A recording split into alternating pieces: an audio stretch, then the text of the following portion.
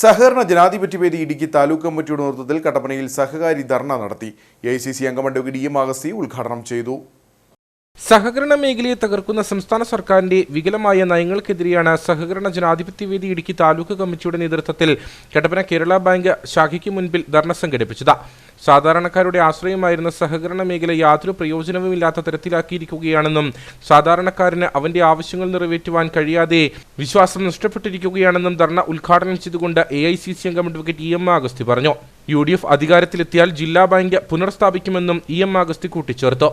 ഇന്ത്യയിലെ ഏറ്റവും വലിയ ബാങ്ക് എന്ന നിലയിൽ ക്യാപിറ്റൽ ആർട്ടിക്കൽസിന്റെ കാര്യത്തിൽ, ടെക്നോളജി അപ്ഡേഷന്റെ കാര്യത്തിൽ ഏറ്റവും മികച്ച സാങ്കേതിക യോഗ്യത ബാങ്ക് എന്ന നിലയിൽ ഇന്ത്യയിലെ ഒന്നാമത്തെ ബാങ്കായി ഇടുക്കി ബാങ്കിനെ പ്രയോജനപ്പെടുത്തി. ആ സേവനം ഇപ്പോൾ ഈ ബാങ്കിൽ കിട്ടുന്നുണ്ടോ? ഇപ്പൊ കിട്ടുന്നുണ്ടോ?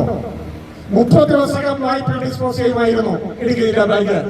ഇപ്പൊ 3 മാസം കഴിഞ്ഞാൽ ഒരു ലോൺ വായ്പ നിങ്ങൾ തീർപ്പെടുക്കാറുണ്ടോ? എന്താ കാര്യം?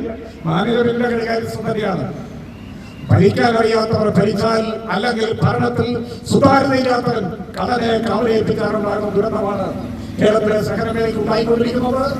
ഇവിടെ എണ്ണപ്പെട്ട സ്ഥാപനങ്ങൾ കേരളം മുഴുവൻ കൊള്ളയടിച്ചതിന്റെ കാര്യങ്ങൾ കണ്ടലയും കരവന്നൂരും മാത്രമല്ല, നമ്മുടെ നാട്ടിൽ ഒത്തിരിയേറെ സ്ഥാപനങ്ങളുണ്ട്. പിന്നെ അതൊരു ദുരന്തമാണ്. ആ ദുരന്തം ആവർത്തിക്കരുത്. ഗവൺമെന്റ് ഇടപെടണം, ഇടപെട്ട് പരിഹാരമുണ്ടാക്കണം. ഒരു കാര്യം ഞാൻ പറയുന്നു, ഐക്യജനാധിപത്യ മുന്നണി കേരളത്തിൽ അധികാരത്തിൽ വരും. വന്നാൽ സഹകരണ മേഖലയുടെ സത്യസമത പുനഃപ്രതിഷ്ഠിക്കുന്നതിന് ആവശ്യമായ നടപടികൾ ഐക്യജനാധിപത്യ മുന്നണി സ്വീകരിക്കും. UDF ജില്ലാ ചെയർമാൻ ജോയി വെട്ടിക്കുഴി മുഖ്യപ്രഭാഷണം നടത്തി.